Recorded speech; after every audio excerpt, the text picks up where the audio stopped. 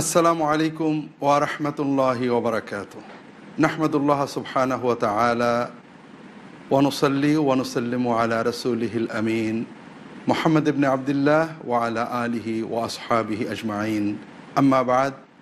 সম্মানিত দর্শক, আমরা আলোচনা করছি সুন্নাতের আলোকে সুস্থতা ও অসুস্থতা। এ প্রসঙ্গে আমরা আলোচনা করছিলাম মানসিক সুস্থতা সংরক্ষণের জন্য সুন্নাত কী নির্দেশ দিয়েছে। আর মানসিক অসুস্থতার মূল হলো দুটো বিষয়, যা আল্লাহ রসুল সাল্লাল্লাহু আলাইহি ওয়াসাল্লাম বারবার হাদিস শরীফে উল্লেখ করেছেন। আল্লাহ তাআলার কাছে এগুলো থেকে আশ্রয় চেয়েছেন। তা হলো আল হাম ওয়াল হুজন। একটা হলো ভবিষ্যৎকে নিয়ে উৎকণ্ঠা, দুশ্চিন্তা, হতাশা। আরেকটা হলো অতীতকে নিয়ে উৎকণ্ঠা, দুশ্চিন্তা, মনোবেদনা, মনোকষ্ট। আমরা আলোচনা করছিলাম সম্মানিত দর্শক, এটা হলো শয়তানের পাঠশালার প্রথম পাঠ। আল্লাহ তাআলা কোরআন কারীমে আমাদেরকে জানালেন, শয়তান তোমাদেরকে ভবিষ্যৎ, অসহায়ত্ব, দুর্বলতা, দারিদ্র্যের ভয় দেখায় আর অশ্লীলতার নির্দেশ দেয়। আর আল্লাহ তোমাদেরকে বলছেন তোমাদের তিনি ক্ষমা করবেন, তোমাদেরকে প্রাচুর্য, বরকত, কল্যাণ, মেহেরবানি দান করবেন। কাজেই আমাদেরকে আল্লাহ তাআলার রহমত বরকতের আশায় অন্তরটাকে পূর্ণ রাখতে হবে। আনা ইনদা যন্নি আবদি বি, আমি আমার বান্দা যেভাবে আমার ব্যাপারে ধারণা করবে আমাকে সেভাবে পাবে।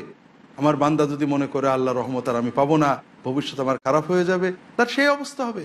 আর বান্দা যদি আল্লাহ তাআলার উপর আস্থা রাখে যে অবশ্যই আল্লাহ তাআলা আমাকে এতদিন ভালো রেখেছেন, আল্লাহ তাআলা আমাকে অবশ্যই ভবিষ্যতে ভালো রাখবেন, তাহলে তো আল্লাহ তাআলা অবশ্যই ভালো রাখবেন।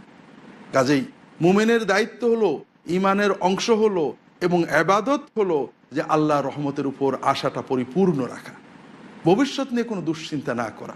ভবিষ্যৎটা আমরা কিছুই জানি না, ভালো অথবা মন্দ, আমরা যত দুশ্চিন্তাই করি না কেন, ভবিষ্যৎ যেটা হবে সেটা হবেই। আমরা ভালো চিন্তা করলে সওয়াব হবে, আল্লাহ রহমতের আশা থাকলে মন ভালো থাকবে, আল্লাহ বরকত দেবেন। খারাপের আশা করলে কষ্ট লাগবে, কিন্তু কোনো লাভ হবে না। আর এজন্যই তো আমরা দেখেছি আল্লাহ রসুল সাল্লাল্লাহু আলাইহি ওয়াসাল্লাম বলেছেন, মান আসবাহা মুআফান ফি জাসাদিহি ওয়া আমিনান ফি সিরবিহি ওয়া ইনদাহু কুতু ইয়াউমিহি ফাকান্নামা হাইজাত লাহু দুনিয়া বিহাযাফিরিহা।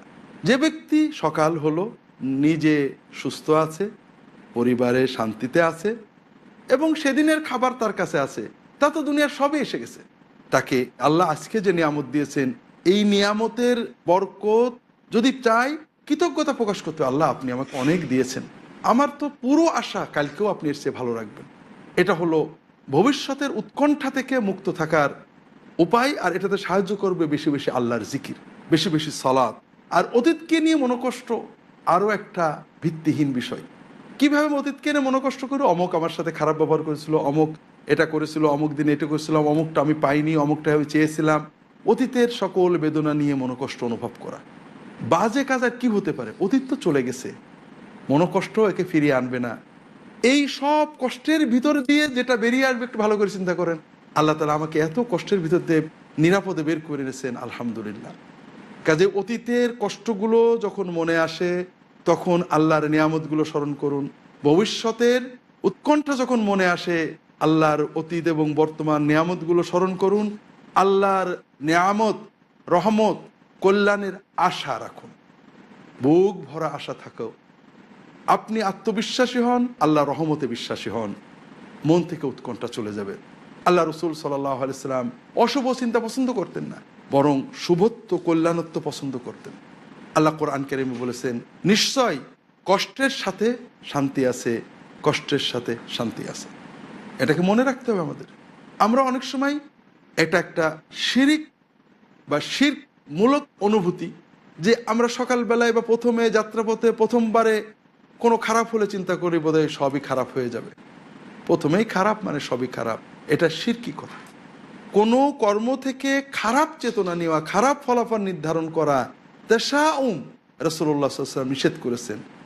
আর ভাগ্য, ভবিষ্যৎ, ভালো মন্দ নির্ধারণের চেষ্টা করা রাসূলুল্লাহ সাল্লাল্লাহু আলাইহি ওয়াসাল্লাম কুফরি, শিরক বলে গণ্য করেছেন। শুভ অশুভ চিন্তা করা, যেটা অশুভ হবে এই ধরনের চিন্তা করা শিরক বলে গণ্য করেছেন।